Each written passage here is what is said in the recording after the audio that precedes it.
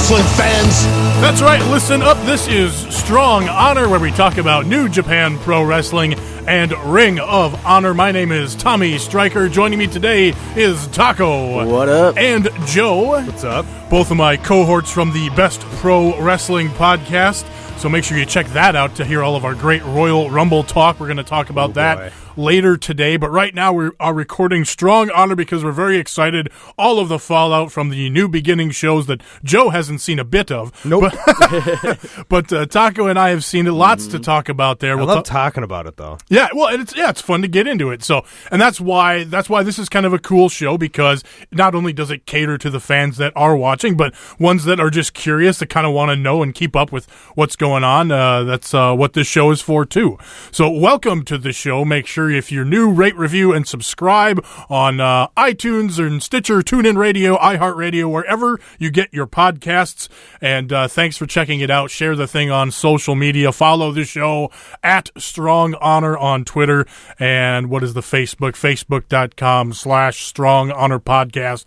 And spread the word about the show. Anyway, so let's get right into this thing, shall we?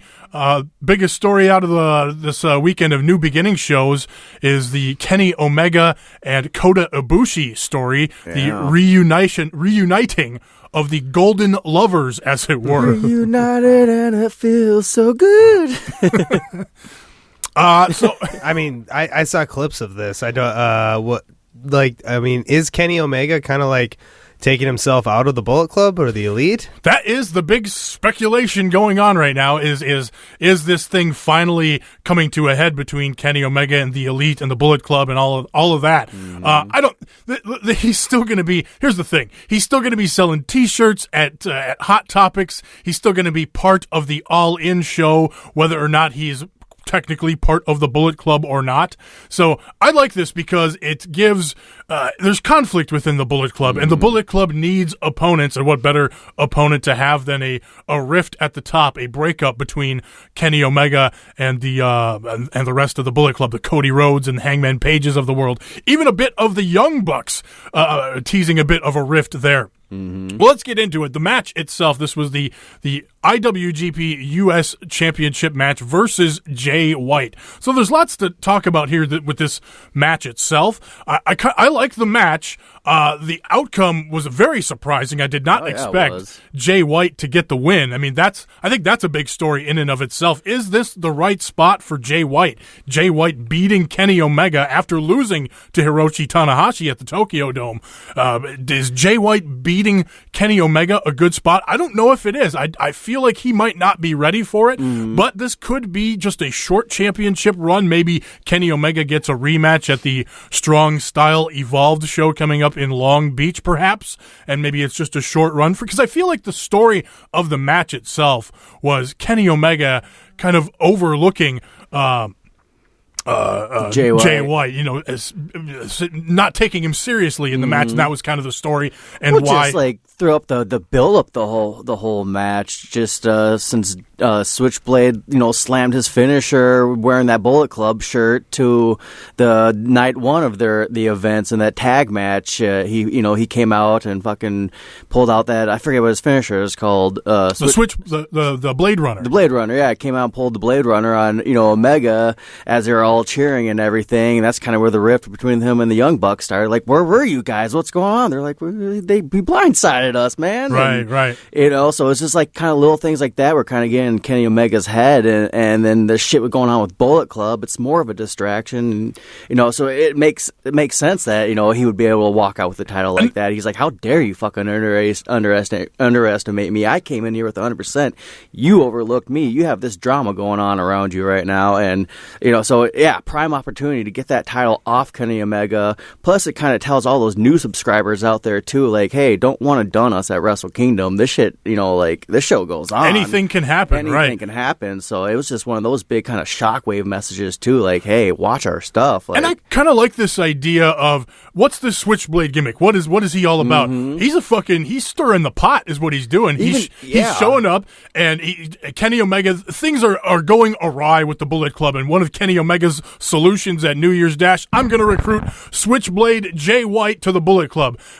Jay White refuses, takes Kenny Omega out. He's the next challenger for the IWGP US title. Then Switchblade goes and joins Chaos, and the second he joins Chaos, he starts talking about, why can't Chaos members challenge other Chaos members? Why can't I challenge Okada? Why can't Sho and Yo challenge Ospreay for the IWGP Junior Heavyweight? So now he's stirring the pot in Chaos. So I kind of like that he's kind of this button pusher, this guy who stirs the pot, who's trying to cause trouble in all these factions in New Japan. And so I was like, kind of so on him joining Chaos in the first place is like he's doing it for himself. Like, what better way to pick at the heavyweight champion than knowing his every move? Like, he's that kind of villain in JPW right now, and it's awesome. So let's get to the story of after the match. After Jay White defeats Kenny Omega, wins the United States title. After the match, Hangman Paige comes out, and this is a weird New Japan thing where a guy will just kind of come out and challenge, be the next challenger or whatever. Claim. Right. Kenny Omega stops Hangman from what he's doing so he can hand the belt to Switchblade, kind of giving him that respect or whatever. This is your moment. Switchblade Jay White, you've earned the belt. I'll hand it to you, instead of Hangman coming out and challenging for a belt that he hasn't even earned a challenge. He hasn't even earned a spot to challenge for this title before. I like Kenny Omega reacting to Hangman Page, and then here comes fucking Cody Rhodes, who's all upset. Why are you getting in Hangman's way? This is Hangman's moment. You lost. You're a loser. And then they get in the argument again. That's when the Young Bucks come out. Kenny accidentally shoves one of the Young Bucks, Matt Jackson actually, who was selling this back injury from his match earlier in the night. That's another big story out of this show. The semi-main event was the Young Bucks versus Roppongi 3K, and the Young Bucks lost the titles back to Roppongi 3K right away after just winning them back at Wrestle Kingdom.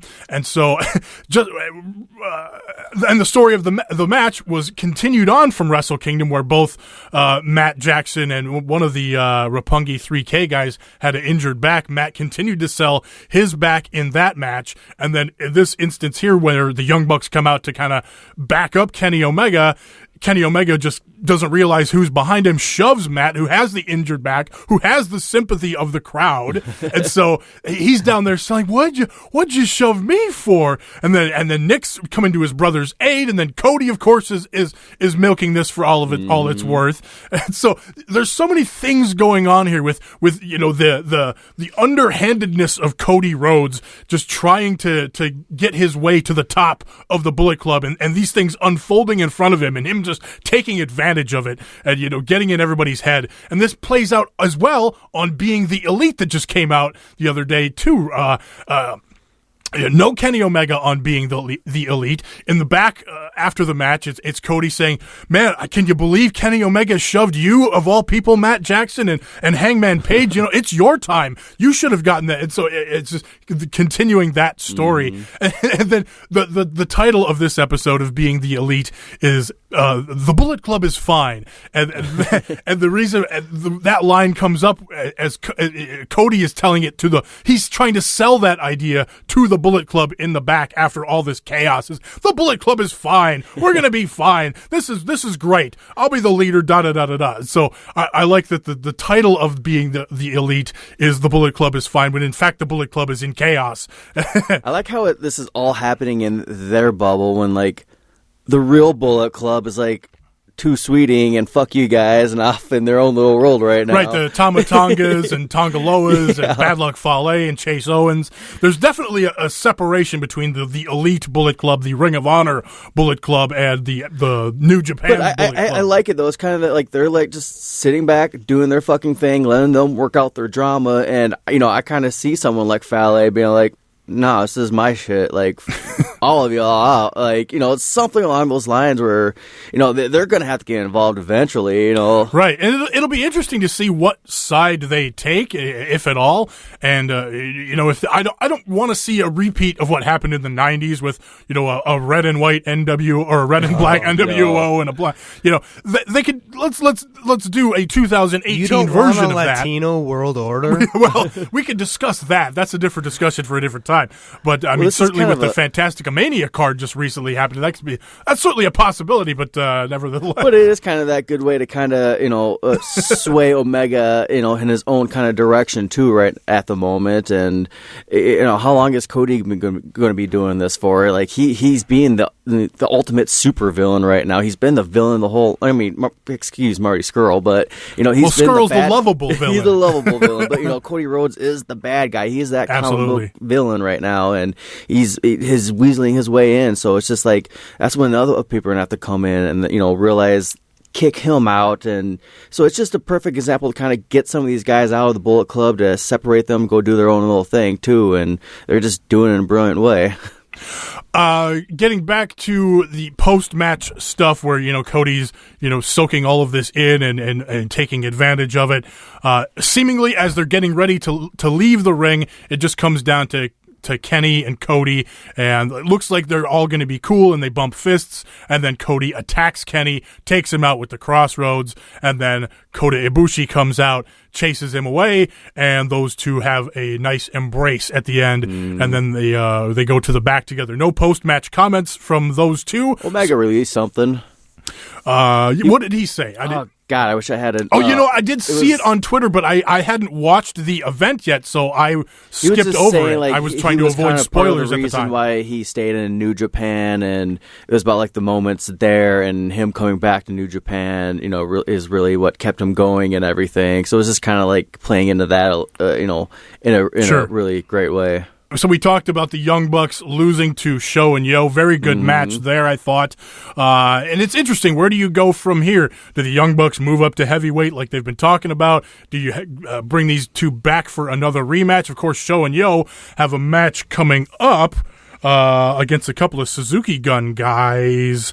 And so I don't know if that's going to become a championship match now. Roppongi 3K on February 10th at the final New Beginning show are going to face El Desperado and Yoshinobu Kanemaru of Suzuki Gun. So that possibly could be a title match here. So interesting to see where they end up going from there. But yeah, I really liked the match itself with the selling of the back and everything. And it's so interesting how the Young Bucks changed their style to fit the promotion that they're in. Yeah, Don Callis was saying that how they're getting heat online for always being the flippy dippy, not mat wrestlers. So it was really actually nice to see them do more mat moves in this kind of little bit, and have Nick Jackson off to the side, and kind of it was a really good showing for Roppongi 3K. And I'm happy to have the championships on them. I kind of wish they would have kept them at Wrestle Kingdom. Yeah, and. Here's the thing, too, is even though the Young Bucks kind of changed their style to tell, a more New Japan-style story in the ring, I still thought there was phenomenal athleticism in the match. Oh, yeah. And the Young Bucks still delivered kind of their style of match, just without a lot of the goofiness kind of you get from a Ring of Honor or just they really built those moves in two big moments instead of just being that moment. Sure, exactly. Let's talk the rest of. Let's kind of go back to night one and kind of go over some of the highlights from there, if I can find. I didn't see the entirety of night one, so I liked you kind of filling in the gaps of what happened with I kind of fast forward Switchblade, through some of them. And because there was so much wrestling to get to. Yep. But so I like you bringing that up talking about Switchblade earlier, because I hadn't seen that. Kitamura had another in his best of series against main roster Elgin. Right. His match versus Elgin. versus a piece of shit from Ohio. Yeah, there we go. This was a good kind of big man style match. The story here was Kitamura kind of goes for his finisher too early. Elgin is still too strong, can't quite get the finisher on, and Elgin gets the win there. So it's fun seeing them on these one-on-one matches, though. Yeah. What do they say they're doing? 7 of them. 7 of them. Yep. And I don't remember if this was 2 or 3 or 4 or something like that. But the first one. No, he's already had a couple. I think his first one was Switchblade. Oh, okay. Back at the New Year Dash, I think, and then he's had 1 or 2 other ones already. So but he's still got a few more to go. Another match from the first night, Tetsuya Naito teamed up with Hiromu Takahashi versus Will Ospreay and Yoshi Hoshi. Those two groups there, both those four have singles matches with each other coming up. Naito and Yoshi Hoshi, and Hiromu and Ospreay for the IWGP Junior title. Ospreay was about to hit Naito with his finisher, and then Hiromu came in and stopped him. Naito hit the low blow on Ospreay. The ref was down in the corner, so he couldn't see, and then beat him with a leverage pin. Yoshi Hoshi attacked Naito like fucking crazy after the match. Just goes nuts on Naito. They drag Yoshi Hoshi away, and Naito's like, kind of no-sells it, kind of just like, fuck that guy. Who gives a fuck? He got up after they're dragging him away, and he just started walking right past him like, who cares? Yeah, exactly. Yeah. But I like it. I want to see this anger out of him. It's emotion. It's something. It's a fire. And it is a good show against Naito.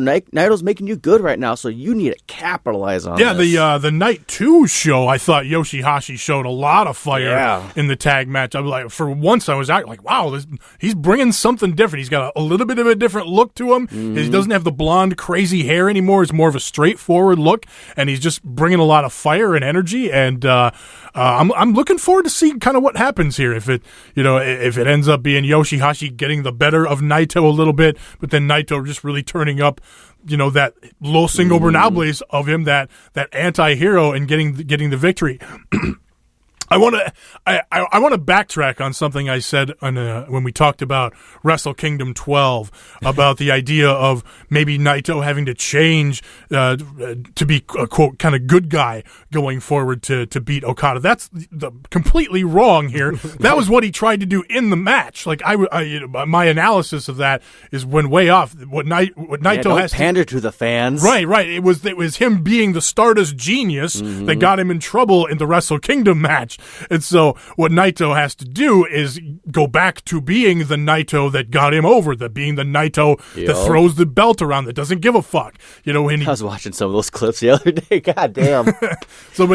So it'll be interesting to see in this match versus Yoshi Hoshi if he's a little too tranquilo at first, doesn't give a fuck. Yoshi Hashi's being serious, beats the shit out of Naito a little bit, then Naito come back and really take him out with some dastardly type of tactics. And that's another thing I think you're seeing a little more of too, is a little more of the outside interference, a little bit getting involved. I just feel like that's been a little bit more prevalent, and just since the Tokyo Dome, maybe a little bit. So that could certainly come into play going forward as well. Saw a little bit of speculation online earlier today. When is Naito Jericho going to happen? I think it's going to be Strong Style Evolved, the show back here in Long Beach, which sold out in like 20 minutes, by the way. Yeah. 5,000 seats gone like that. Sold, I guess, more seats than SmackDown recently.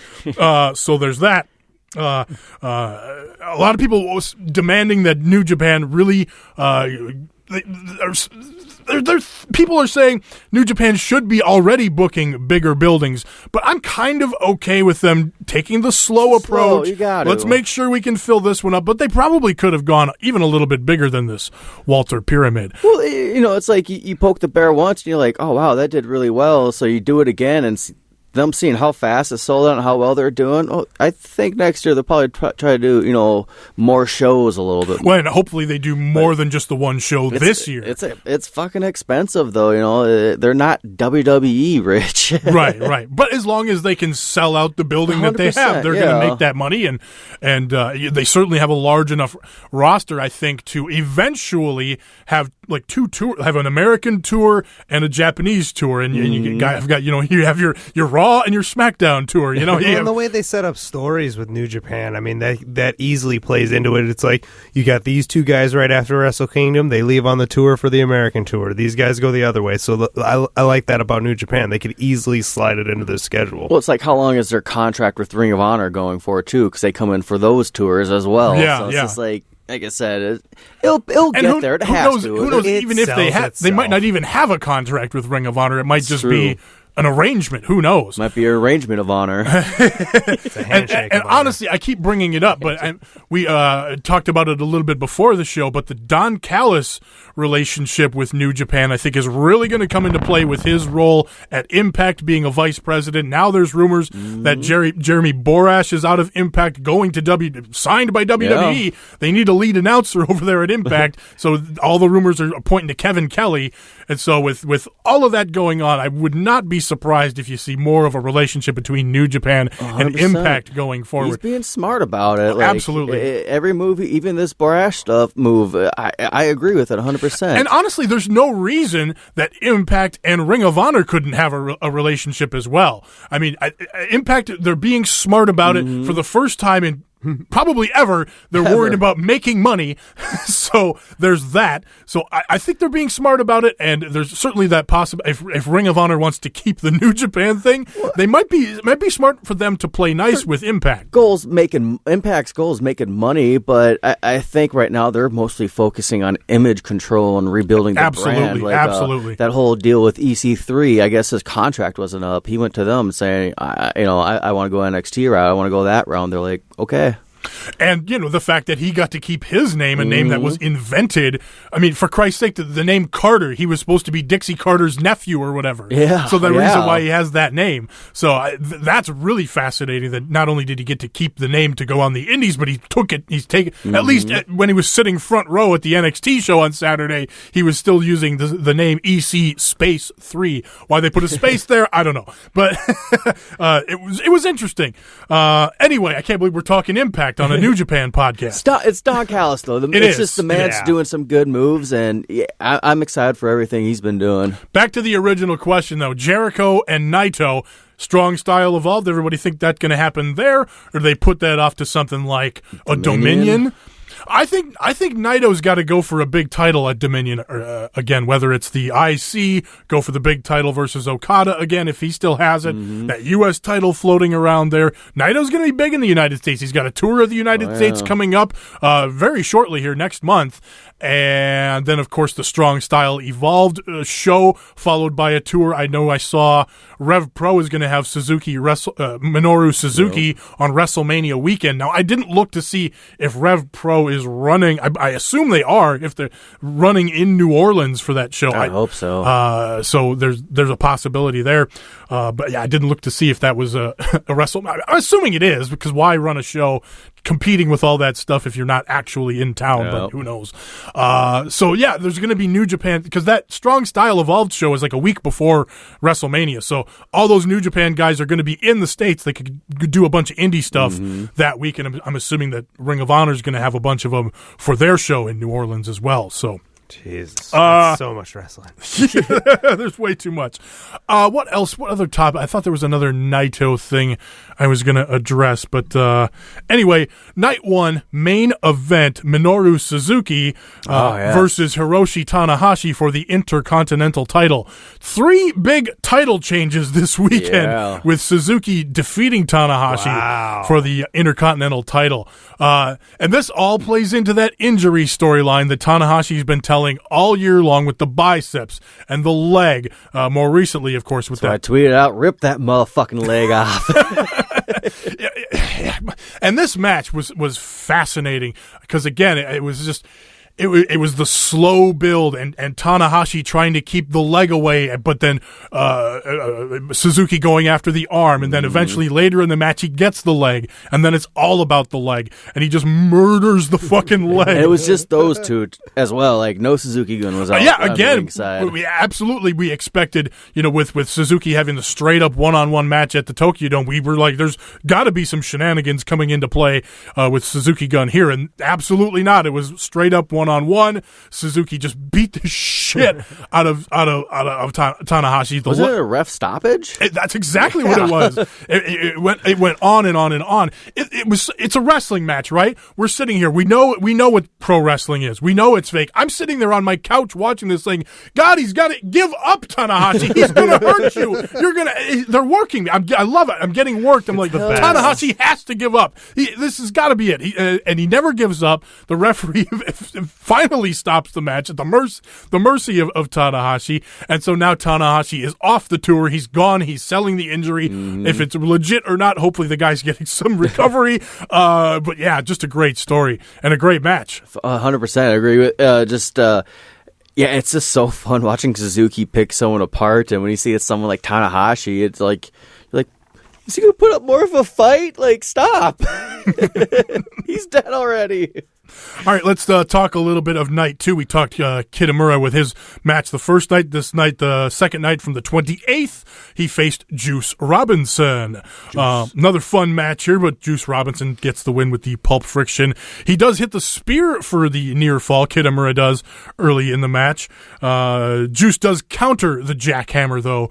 It gets the win with the pulp friction. He counters the jackhammer, hits a very vicious lariat clothesline, which I thought could have been the end there, but he does finish him off with the pulp friction. But yeah, nice near fall in there with that lariat, I thought, from Juice. Hard chops from both Kitamura and Juice in the match. Fucking Kitamura's chest is bleeding a little bit from so much.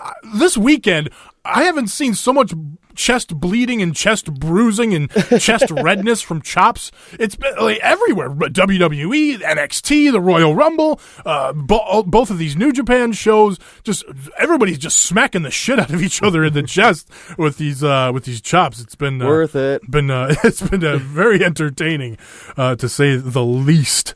Taichi, Yoshinobu, Kanemaru, El Desperado, and Taka Michinoku beat Jushin Thunder Liger, Tiger Mask, Shota Umino, and Ryusuke Taguchi. Taguchi pins Umino, of course. He removes Tiger. They remove Tiger Mask's mask after the match. Again, this feud between the Suzuki Gun junior heavyweights and Tiger Mask and Jushin Thunder Liger has been ongoing. They're constantly ripping at the masks. The post-match promo, like, let's get out of here. These bums, we're better than all these people. Let's go to Roppongi and find some real hookers or whatever. Hookers and blow. Yeah. The slow Tai Chi entrance with oh God, what's her name? I thought I wrote it down here, but the internet's going to be screaming at me. Miho Abe. There you go. She is the story of this match is she goes up to Ryusuke Taguchi at the beginning of the match and whispers him something, and then right away at the beginning of the match he like leaps on top of her to protect her, but then all the Suzuki Gun guys beat the shit out of Taguchi. Then at the end of the match, she ends up slapping him in the face and like shoving her high heel up his butt or whatever, and then Taguchi goes over his butt. Taguchi goes over to the English announce team and says, Miho Abe, first she breaks my heart, then she breaks my ass. Love that bit from Taguchi. Toru Yano and Tomohiro Ishii defeated is it Leo Tonga, and Yujiro Takahashi. A low blow and a roll up, the usual Yano stuff there. Ishii hits a big suplex on Tonga. That's about it to talk about there. Bad Luck Fale, the Gorillas of Destiny, and Chase Owens versus Togi Makabe, Tomoyuki Oka, Manabu Nakanishi, who's taken the place of Kojima. Satoshi Kojima with the ACL knee injury, and Hiroyoshi Tenzan teamed up, big 8-man here. Owens gets the win over Oka with the package pile driver. Let's talk a little Chase Owens here. He's been getting, he had a couple of package pile drivers in that New Japan Rumble, gets the win over the young lion. Give him that 5 count, damn it. Yes, he's demanding the 5 count. Doesn't give it to him. I like an undercard guy with a little bit of a gimmick going on. He's constantly talking about he's not the honorary Tongan, he is a Tongan, right? Damn it, and he's gonna learn that Tongan death grip by hook or by crook. So yeah, Chase Owens is the undercard Bullet Club guy. He's there to lose most of the time, especially in a bigger match setting. So I like once in a while he's getting a win with his finisher. He's talking a little bit of ish in this meaningless mid card match. It's just a little fun story that I like from these guys. And talk about some good promos. Tama Tonga cut a really great post-match promo, just really serious, talking about getting back into the tag team picture. I forget what the nuts and bolts of it were at this point, but just when he kind of turns it on and just gets serious and lowers his voice. Like him, man. Yeah, he can pull it off. Really good stuff from Tama Tonga there. Not so much who's his partner. Tonga Loa. I was going to say Layla. I was like, no, wait, that's the other Tonga one. Loa. What was it? Comancho from NXT. Yep. As William Regal would call him, Comancho. No, yeah, his promo's no good, but Tama Tonga, good stuff. I like him as a little firecracker side, though. Fucking, being his side muscle and everything. As Tonga Loa is a smart, brains, cool, collective. It's a good combo. I like him. Yeah. Minoru Suzuki and Iizuka beat Elgin and Toa Henare. Suzuki goes over Henare here with the same leg submission that he defeated Tanahashi with. So they're just getting over his basically a new finisher, a new submission finisher for Suzuki instead of the always with the sleeper and the gotch pile driver. Him having a leg submission, I think is a good option for a smaller guy. So they're just getting that over there. Cody, Marty Scurll, and Hangman Paige beat Kota Ibushi, Kushida, and David Finley. It was Cody winning with the Crossroads after Paige hits the rite of passage over Kushida, interestingly enough. Nice. There. I was really expecting David Finley to take the loss in the match, but no, in fact, it was Kushida. But it was a double finisher with the Crossroads and the rite of passage, so not too mad at that there. Hiromu, Bushi, Sanada, Evil, and Naito, all of Los Ingobernables de Japón, took on Okada, Yoshi Hoshi, Will Ospreay, Hirooki Goto, and Gato. Lots of singles matches coming up between basically all of those guys. I was going to say, I like that these two stables are really fighting each other right now. They're at war. And they've been doing it a lot, but they've been these matches have been good. They've been interesting because they keep switching up who everyone's fighting. Of course, Hiromu going to be taking on Will Ospreay on the 10th for the junior title. It's even fun seeing Okada and Sanada go at it back and forth. Like Okada's freaking the fuck out. Like, say something. He's like, microphone drop. Like. Yeah, that's kind of been, it's so good. It's kind of been the story. Is Okada's been trying to fire up Sanada, get him to say something, and he's been reluctant to, or just Sanada never fucking talks. He never says anything. It's the way. Sanada's got a little bit of a new look now. He's back to the darker tights. Got a different. He doesn't have that white mask with the horns that he comes out with anymore. So I'm glad he kind of switched it back to the darker look. Kind of back to the skull again. Yeah, not the same as before, but back to a darker. It's cool look. So. And a nice fiery exchange between Okada and Sanada in the match. So I liked that. Of course, you got Evil. He's going to be facing Goto for the never openweight title on the 10th. Gato is going to be facing Bushi in a special singles match. So I imagine Bushi's going to get the win there and go on to challenge probably Ospreay, who retains, or who knows if Hiromu gets the title back. Maybe Bushi challenges his LIJ stablemate. That's always. See what Switchblade's been talking about the whole time. Yeah, maybe Bushi and Hiromu win, and Switchblade shows up and says, "Go ahead, Bushi, go ahead and challenge him." Yeah, go. It's just he continues to stir up the pot. That would be kind of a fun little thing there. He's like the reverse Big Show, and so like moping around, giving advice. He's all moping around like, "Hey, I'm a devil." And then Naito, of course, going to be taking on Yoshi Hoshi, as we talked about a little bit ago. Another special singles match there. I've seen some speculation now that we got back to Naito that we might need to see another appearance from Chris Jericho before they have their match. But a lot of people saying that just the attack at New Year's Dash not enough, and some people are speculating that he may attack. You certainly could do it. Coming up here on the 10th, but you've got the big tournament coming up, the single elimination tournament, the New Japan Cup. Maybe Chris Jericho shows up and spoils the New Japan Cup for a Naito. I'm not saying I'm not saying he would compete in the tournament, but certainly a possibility. Or what better way of making him lose against Yoshi Hoshi? There you go. So that could add a little bit of flame to that fire certainly. We talked about all the other big matches there, so let's... you know how we have this board over here with like the upcoming wrestling dates? We need to get another one of Fozzy tour dates. Yeah, for those of you, we have a whiteboard here in the studio that's got like a month or two of upcoming dates, which it's full, but it doesn't even have everything on it, which is unfortunate. Let's talk about what's coming up here.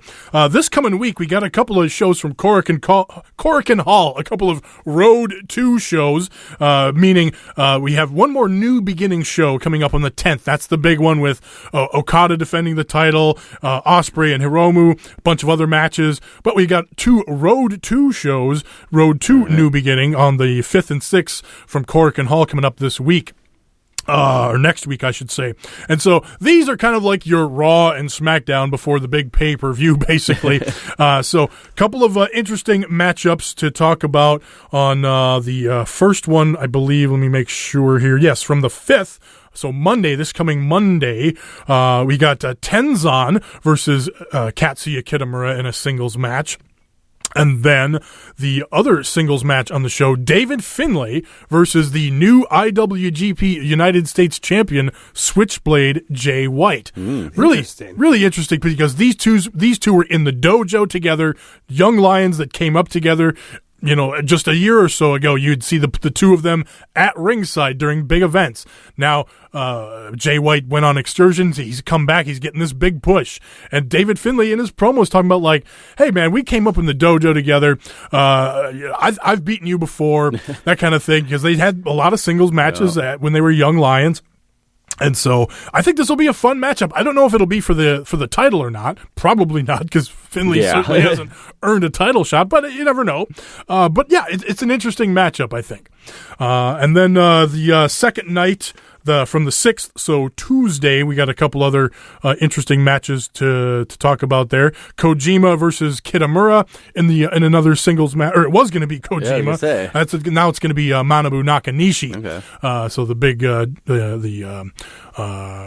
what do I call him? He kind of jacked up young lion. The big jacked up young lion versus the big jacked up dad bod, Manabu Nakanishi, the Monster Morning legendary guy.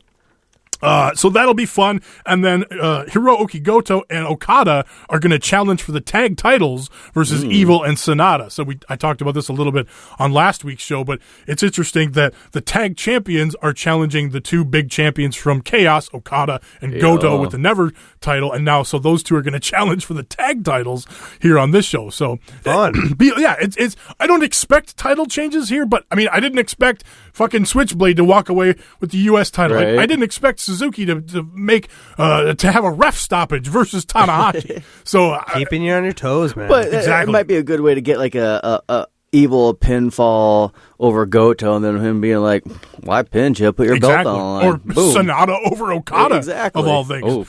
So that would add a lot of intrigue into whoever gets the pinfall. It really adds intrigue. Unless it's Okada, then it's like, well, like the champ who always wins won again. Yeah. But that's certainly a possibility too. We've been going over it every week, but might as well go over the big matches for the 10th of February. Kitamura versus Yuji Nagata. That'll be the 6th of the 7 matches. Roppongi 3K taking on El Desperado and Yoshinobu Kanemaru. Could be for the junior tag titles, but we're not sure yet. Geto versus Bushi in a special singles match. Yoshi Hoshi versus Tetsuya Naito in a special singles match. Ospreay versus Hiromu Takahashi for the IWGP junior title. Hiroshi Goto versus Evil for the Never title, and of course Okada versus Sanada for the big one, the IWGP Heavyweight Championship. So big show coming up on the 10th, just a couple of weeks away. So no shortage of stuff to talk about, absolutely. All right, that's the New Japan stuff, I think. I hope we got to everything. Can you think of anything else that we might have missed there? I definitely can't think of anything. Let's talk a little Ring of Honor.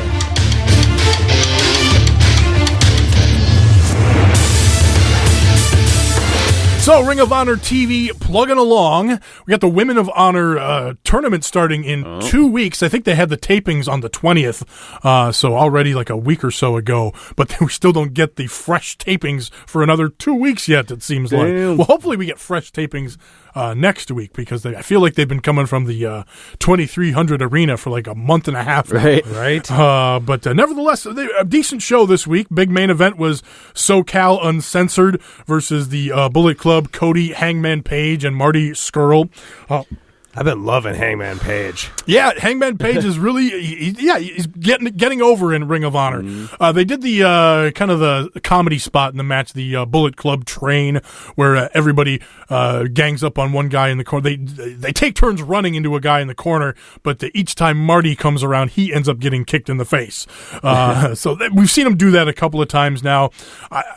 Once you see that spot once or twice, especially like on TV, I think it's time to maybe retire and move on to a not even retire it, but just not every week. Give me a couple months in between. It wouldn't bug me every once in a while. And I don't mind it on a house show. It's a fun thing to see, especially live. But yeah, doing it on TV several times in a row, it can be, okay, we've seen this before kind of a thing. But a fun match. The Kingdom's out there on commentary. Yeah, Matt Taven was great on commentary for this match. Had nothing but frickin' barbs at Cody Rhodes the entire time. Yeah, and I liked the promo last week between Cody Rhodes and Matt Taven.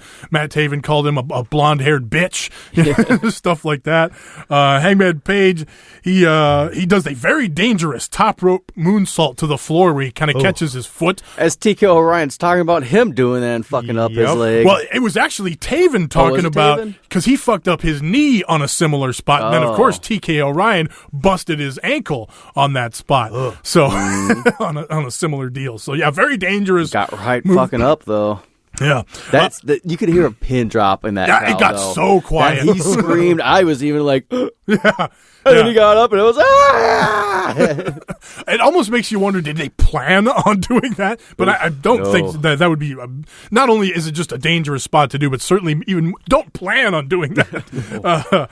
It was SoCal Uncensored getting the win, Scorpio Sky over Hangman Page after they triple team Hangman Page. Not even a ton of shenanigans here from the heels, but just enough to get the win there. But I mean, it was just a simple triple team spot to get the win in the end there. But they're giving a little bit of a push to the SoCal Uncensored team. That's the keep ruining things. The addiction with Scorpio Sky. And no Shane Taylor. They alluded to Shane Taylor taking the bribe from SoCal Uncensored last week, which was confusing because last week he was supposed to stop the Bullet Club, and it was Hangman Page who came out and stopped SoCal Uncensored from attacking the Bullet Club. But apparently they did show Shane Taylor just attacking Marty Scurll. So maybe they only cut him enough of a check to just attack Marty Scurll and not Hangman Page. We had Punishment Martinez versus Dobbs. Dobbs is a cross between David Finley and Trevor Lee. Punishment Martinez got the win with the South of Heaven chokeslam. Dalton Castle comes out and confronts Punishment Martinez after the match. Punishment Martinez kind of goes for a punch or something, and Dalton counters and slams Punishment and sends him packing. So lots of different people vying for an opportunity against Dalton Castle. We had Punishment Martinez here. Who was it a couple of weeks back that was don't remember. This is great podcasting. Jay Lethal, yes, Jay Lethal. Right. Good job, Joe. You get a gold star. Speaking of Jay Lethal, we had the Bubba, the 100th Bubba Ray Dudley retirement speech. I'm so retired out. I can't handle it anymore. He retired. At least he waited till after the Royal Rumble to retire, right? He's been retiring for about half a year now. He retired here again. Again, by the time he gets to doing his Hall of Fame speech, he's going to have it all. He's been practicing all year, having all these great speeches. So there's no reason for his Hall of Fame speech to not be awesome. So we had more of that here again. Again, it was good. Jay Lethal came out and cut a promo talking about, Bully Ray. You didn't have to come to Ring of Honor, but you wanted to. You've helped out all the wrestlers from the bottom to the top of the card. In interviews, you've put Ring of Honor over, so I like Jay Lethal coming out, giving him a hug. The one plus for me, just because it was something different. And, again, like you said, it was from the heart from Jay Lethal right there. Yeah, really good stuff.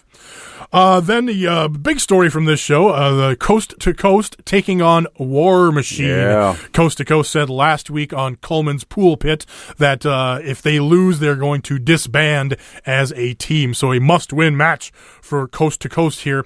Not a big surprise for me because, of course, I was spoiled on the match. It was all out there. I mean, once the news hit that War Machine was going to WWE, it was pretty obvious what was going on here. But a fun match. Respect to them for taking that spot. They still get to look dominant in the match, but they're they're jobbing out to these guys, giving them a little bit of boost right before they leave. I think that's awesome. And it wasn't just, predictable because everybody heard the spoiler, but they really made those guys look good. They kicked out of one of the fallout. They kicked out of the pop-up power slam, and then Hansen does the big running dive out of the ring. So it took 2 fallouts. And even the second attempt at fallout was where Ali reversed it and rolled him up and got the pin there as Hansen was on the top rope and LSG was hanging on to him so that he couldn't come off the top and break up the pin. So kind of the fluke roll-up win, the most devastating move in professional wrestling with the roll-up there. I like this Coast to Coast. They're starting to get a little personality in their promos in the back too, because there wasn't much there. But I've been enjoying every match they've been in.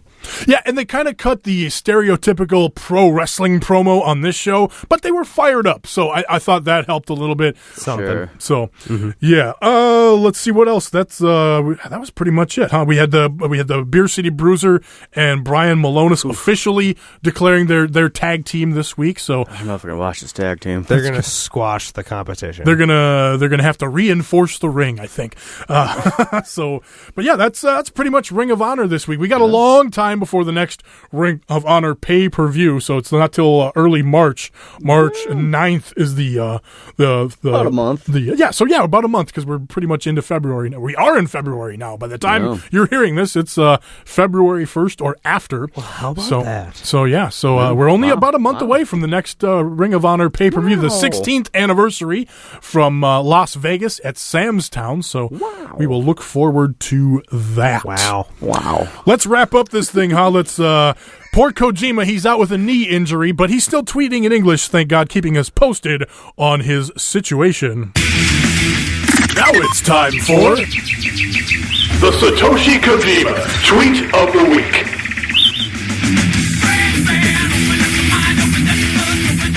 You can follow Kojima on Twitter at cozy_lariat and stay tuned to Strong Honor every week for the best of Kojima's tweets. Hello. How are you doing to the world's wrestling fans? I am fighting knee injuries. My feelings are sad, but it is my part to cure. I will live today as well. Thank you. So fun stuff there from Kojima. I'm looking forward to to him updating us on his status as he goes through rehabbing the injury. So that'll be kind of fun. Kind of hope he doesn't just post bread recipes. What's that? Kind of hope he doesn't just post bread recipes. That'd be good too. He just gets really fat while he's on. It's like, what is he doing? While he's on recovering from his injury. Baby. That would be bad. I want to see Kojima come back strong. Stronger.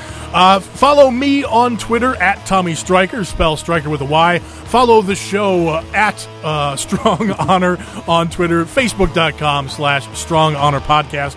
All the links to the social media will be in the description. Make sure you rate, review, and subscribe wherever you get your podcasts, and tell a friend and help spread the word about this great podcast where we talk about New Japan and Ring of Honor. Taco, where can people find you? Follow me on Twitter at HGREV Taco. And you can follow me, Joe, at JoeBPWP. That's at Joe, Best Pro Wrestling Podcast. And make sure to check out our other show where we talk about the best pro wrestling in the world, but especially Raw, SmackDown, NXT, the Royal Rumble, Ronda Rousey. Check out Best Pro Wrestling Podcast. Go to bestprowrestlingpodcast.com or wherever you get your podcasts. Thanks. This has been Strong Honor. Bye. Adios.